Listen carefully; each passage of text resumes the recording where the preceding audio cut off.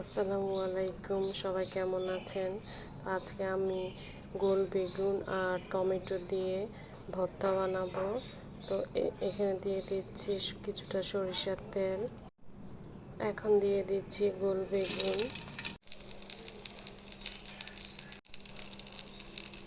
এখন দিয়ে দিচ্ছি টমেটোগুলো।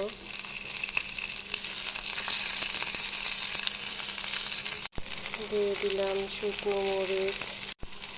দিয়ে দিচ্ছি রসুন কুচি। এগুলোকে এখন উল্টিয়ে পাল্টিয়ে ভালো করে ভেজে শিলপাটায় ভর্তা বানাতে হবে।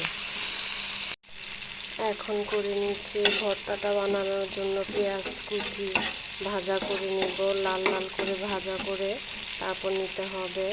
আমি এখানে বেগুনের সাথে টমেটোর সাথে দিইনি, কারণ পেঁয়াজটা যদি পুড়ে যায় তাহলে খেতে ভালো লাগবে না। এটা আলাদা একটু পেঁয়াজ কুচি বেরেস্তা করে নিতে হবে। তো এখানে আমি সবগুলো ভেজে নিয়ে উঠিয়ে নিয়েছি। এগুলোকে আমি শিলপাটায় বেটে ভর্তা বানিয়ে নিব।